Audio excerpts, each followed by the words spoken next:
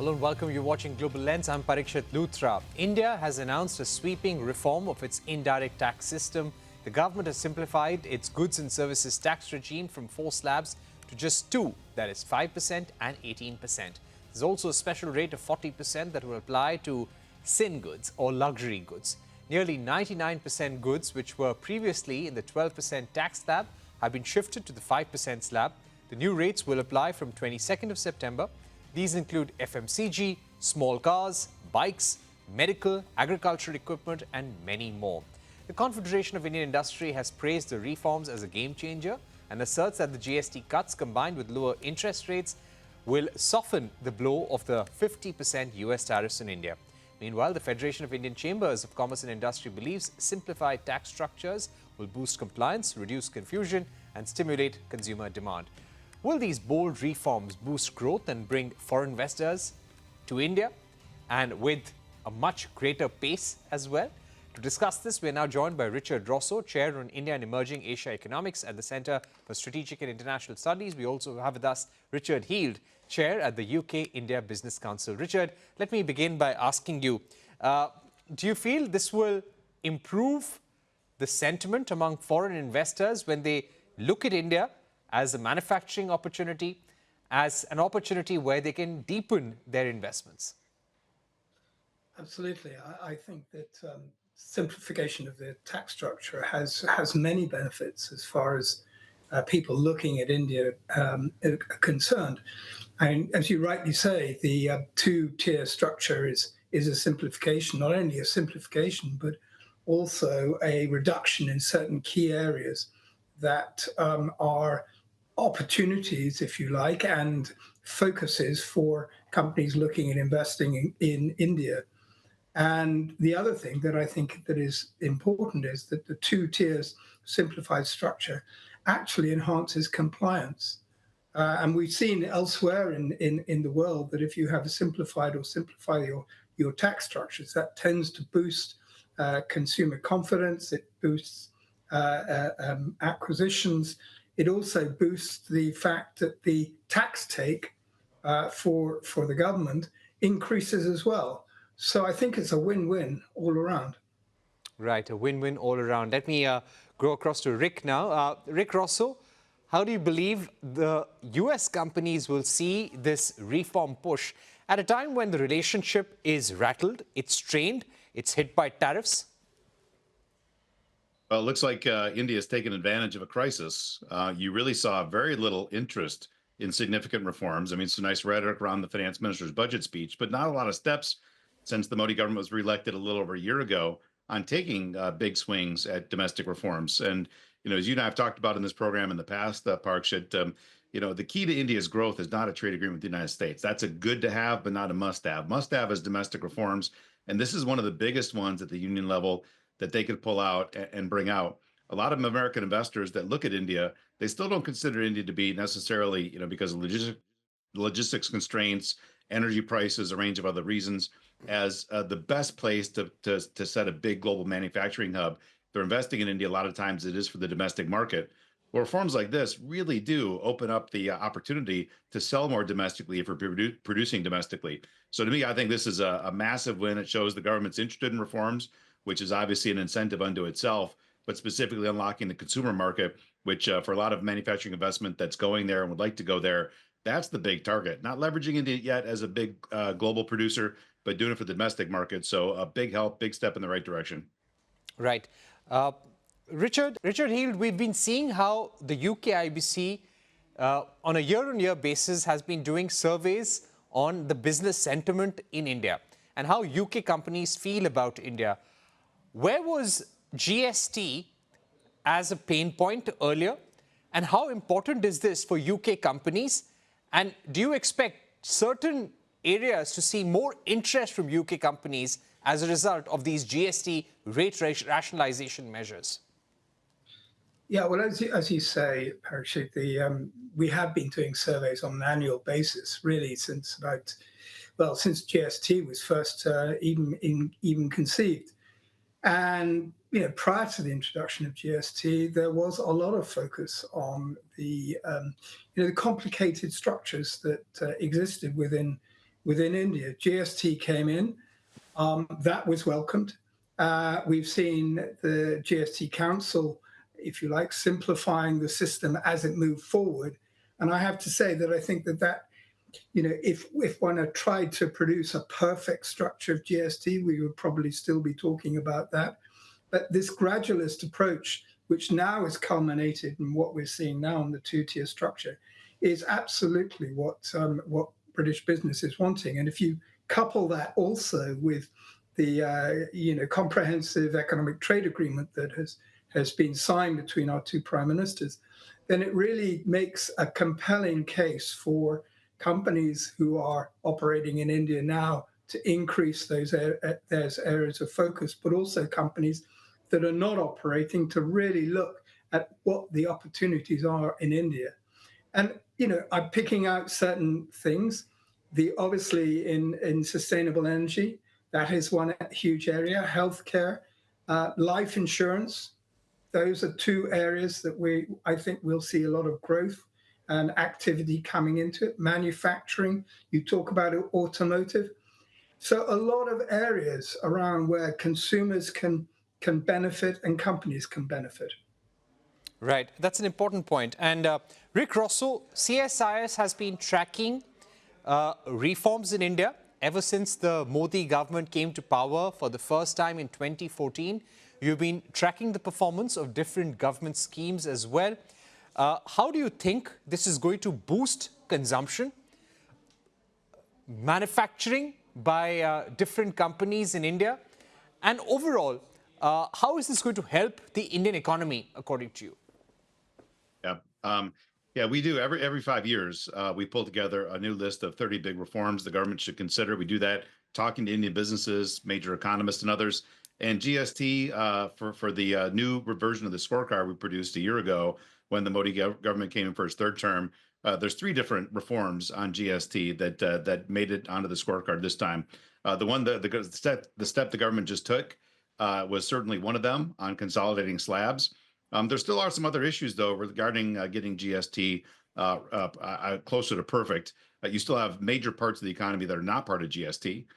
Issues like electricity, hydrocarbons, alcohol, which are significant components of the Indian economy and aren't even part of the GST program. Also, some other issues on compliance. Specifically, you can have an audit on one single GST transaction where you got audits across multiple states. So there still are a few other things on GST that I think the government should continue, focusing on improving, because this is one of those topics that helps companies across a wide range of industries. But to your question, Parikshit, yes, a hugely stimulative effect on what companies do and what they think about. You can put down incentives on growing capacity for producing something, which you've seen the government do pretty actively. You can put down incentives on skilling and labor, but at the end of the day, companies grow when they sell more stuff.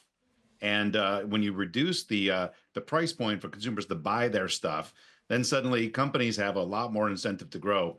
And I like something that Richard had pointed out too, when you talk about the impact on life insurance, because you've also got in a few other sectors other reforms that are taking place at about the same time, and life insurance is top of mind. They didn't get the bill through Parliament to increase the FDI cap to 100%, but the finance ministry had just put out a new set of regulations. It's going to relax some of the regulations that really hurt the way that foreign investors engage in the market, independence of directors and some other things. So when you think of relaxation of foreign investment restrictions, and then a couple of days later, they put out bringing life insurance down to zero, hugely stimulative impact on companies that are both in manufacturing, because you're going to have a lot more people buying stuff, but a lot more appetite from investors. So for sectoral regulators to look at this moment too and put a few sweeteners in the pot, like what happened in insurance, is a pretty good idea as well. Right. Richard Heal, do you believe that now that India and UK have signed a historic FTA, and it's come at a time of geopolitical storms and trade tensions, will this make UK companies, UK businesses bet more confidently on India, who are considering diversification away from China, for that matter, to invest more here? Well, I think the question is more, does, if you like, India become more attractive in its own right? The central, the CETA is hugely important. We're in a process of ratification. But what we are seeing at UKIBC is a huge increase in interest of those companies who are in the supply chain. They tend to be MSMEs or SMEs who see an opportunity here to really plug into the consumer demand that is being generated. And particularly, I think, taking Rick's point, the reduction in GST is going to have a stimulative effect on consumer demand because there will be decrease and in certain key areas. Right. So it is really attractive, and it will further, if you like, focus people's attention on what the opportunities are for UK companies in India. Right. Rick Rossow, if you were now to be asked about the next reform that India must focus on that will make things very attractive for US businesses in an uncertain tariff environment, what would that be? Well, at the union level, you still have about 40 sectors that still have some form of foreign investment limitation, whether it's an FDI cap or other regulations. So, in terms of stoking investment from foreign companies and really playing against sometimes, at least from the United States standpoint, these tariff concerns. If we're going to have high tariffs and it's hard to move trade, get companies to invest, and removing some of these FDI, which is in e-commerce, it's in retail, it's in insurance, it's a whole range of sectors. But the other big agenda, which the government only taps at every once in a while, is encouraging and stoking state-level reforms. The government's talked about going back and ranking states' business environment, about modeling draft regulations for states. And at the end of the day, what companies need, even more than GST changes, is reliable electricity, is water and power. And there's only a couple of states in India that are really focused on making that happen. India's growth is going to take off when more states start pulling at the oars and getting a lot of the local reforms done on land and labor and electricity and things like that. And the union government could play a stimulative role, I think, in helping more states to take up the charge and begin taking some of those tough choices. Right. And finally to you, Richard Heald, if you were to be asked about the next big reform that India should focus on, what would be your recommendation? Well, I think that increasing or deepening the ease of doing business reforms, I think, is a key one key area. I think also putting in place a framework which boosts innovation and R&D. I mean, as we know, the real kind of, if you like, journey that has driven the free trade agreement between UK and India has been joining up the upstream innovative capacity of the UK and the downstream, if you like, manufacturing skills of India and the scalability. And I think that that's a key area that one should be really focusing on. So that is really the two areas that I would focus on. All right, Richard Heald, Rick Rossow, thank you very much for joining us on Global Lens on CNBC-TV18 Prime, giving us your view on the big GST reform and what India needs to do next. All right, on that note, we take a short break, but don't go anywhere. Prime Minister Narendra Modi dials EU's von der Leyen, who stresses New Delhi's role in stopping the Russia-Ukraine war. This comes before European leaders meet in Paris to discuss security guarantees for Ukraine. We discuss this with Michael Kimmage of the Wilson Center on the other side.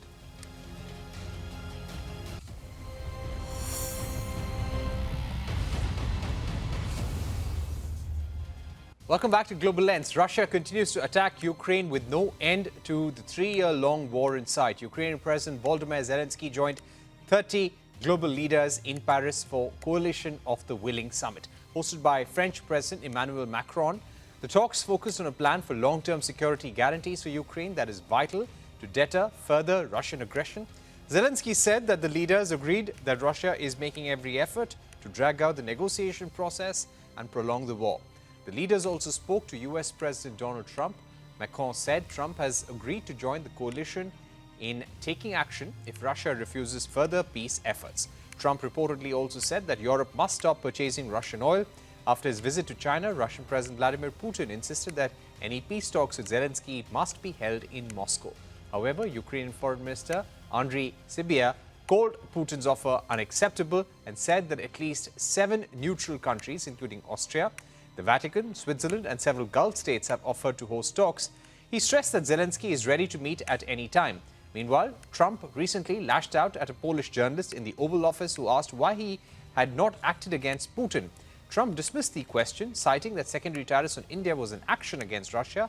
He told the reporter to get a new job. We're now joined by Michael Kimmage, director of the Wilson Center's Kennan Institute. He recently wrote an article in the Foreign Affairs magazine titled "The Pernicious Spectacle of Trump's Russia-Ukraine Diplomacy." Thank you very much, Michael, for joining us. Where do you think we are with the Russia-Ukraine war at present? Putin has scoffed at the idea of any security guarantees being provided to Ukraine. What's your sense on the road ahead? Well, the war itself is not changing all that much. Russia has taken modest amounts of territory in Ukraine over the last 12 months, over the last 18 months, and that continues to be a trend, but it doesn't make a difference for the war itself.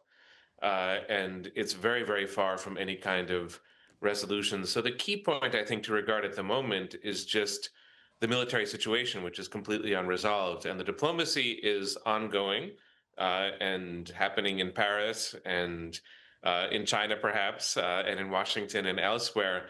But the diplomacy is almost a footnote to the battlefield situation. It seems very difficult for any leader at the moment, whether Putin, Trump, or Zelensky, to link some kind of desirable diplomatic outcome to the stalemated war on the ground. You know, the US president has said something is going to happen, but they're not ready as yet. We're going to get it done. Do you feel that we are looking at some sort of breakthrough in the Russia-Ukraine war? No, it's very difficult to see what President Trump's agenda is in terms of resolving the war. It's very difficult to believe that he has true leverage over Ukraine and that he has a high degree of trust in Europe in terms of what he might do to end the war.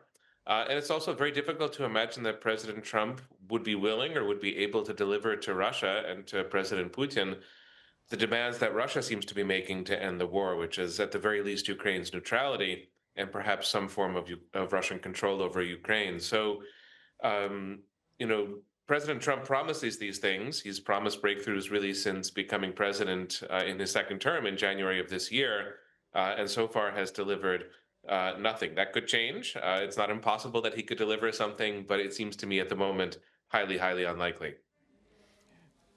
Right, that's an important point. Let me also ask you about the meeting taking place in Europe between Ukraine, European leaders, chiefs of the European Union and European Commission. What do you think this meeting could actually lead to, Michael?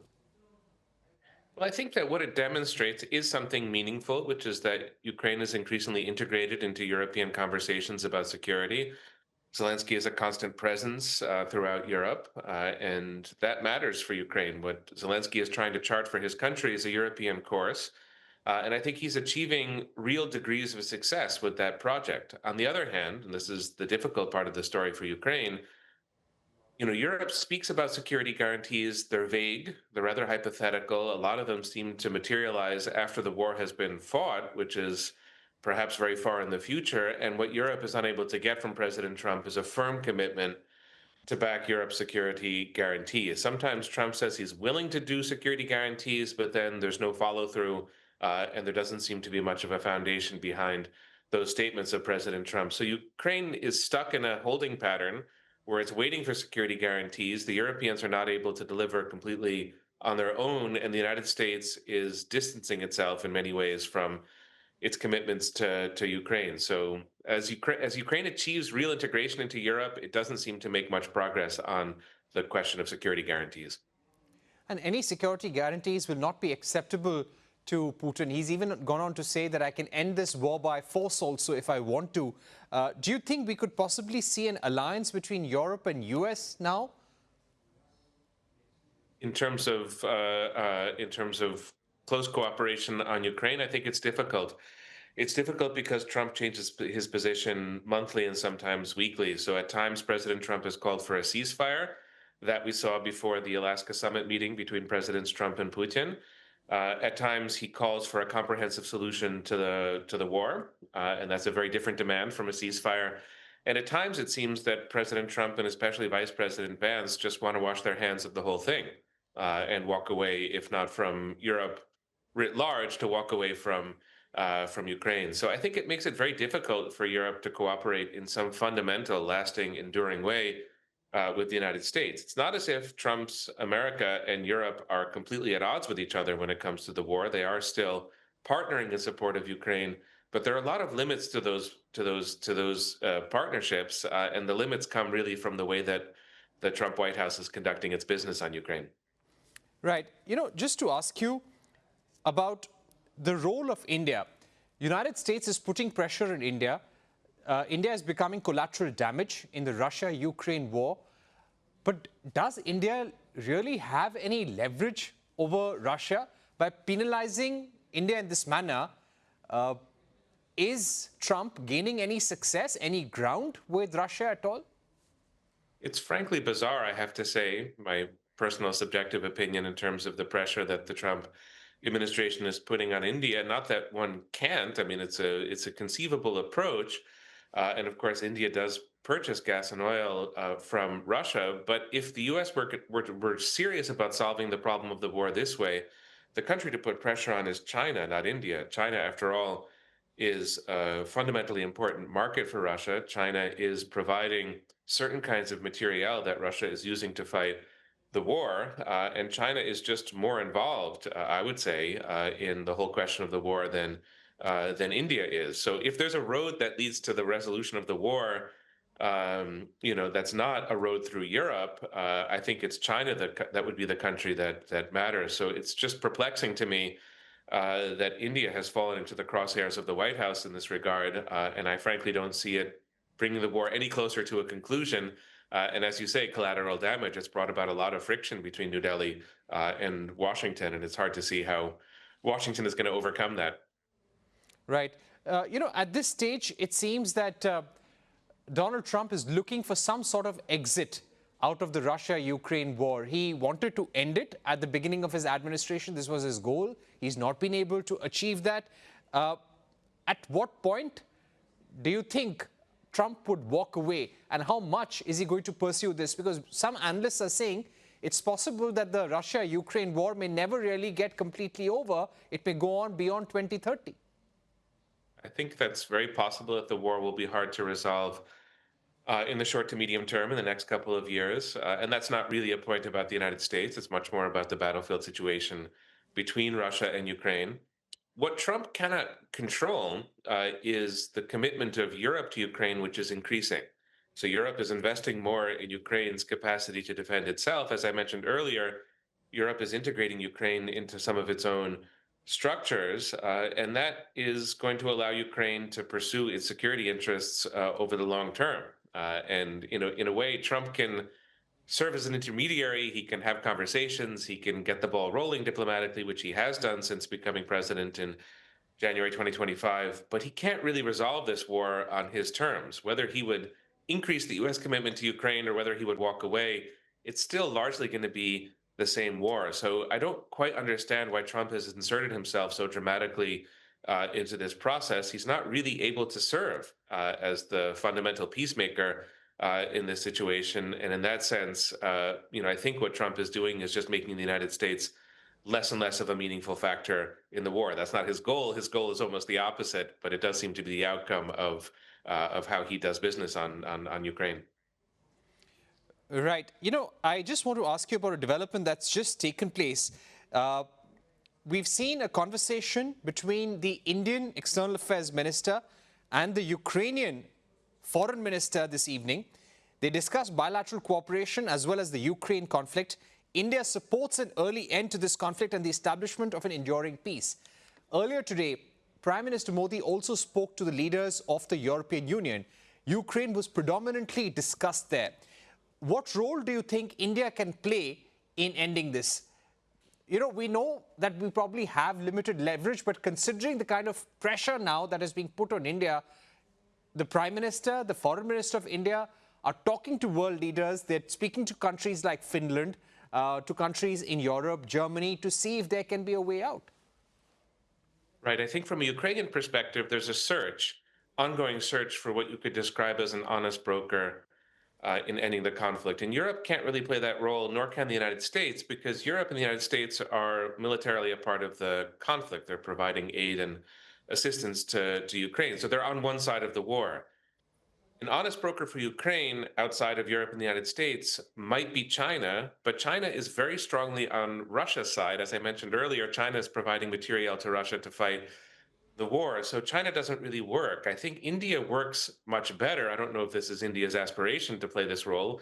It seems to be part of the Indian story to serve as a peacemaker. And I think India is better situated than the United States, Europe, and China to be a kind of intermediary, to have an open line to Moscow and to speak to President Putin, which is very possible, perhaps even easy for India to have an open line, as you note, to Kiev. And of course, although there's friction between India and the United States, there are lots of ways that India and the United States could cooperate on war termination and finding a diplomatic path forward. So I do think that India is well positioned, perhaps better than any country I can think of. Maybe India or Turkey are the two countries that are positioned to be intermediaries in this conflict, and it won't be China, and it won't be Europe, and it won't be the United States. It's not an easy job for any country. It's not an easy job for India to play that role, but the possibility is there. All right, Michael, thank you so much for joining us for that wonderful conversation. We're looking at very difficult times, and it's in India's interest that the war comes to an end as well. Hope to have you on Global Lens again soon. With that, it's a wrap with this edition of the program. Thank you for watching. Goodbye.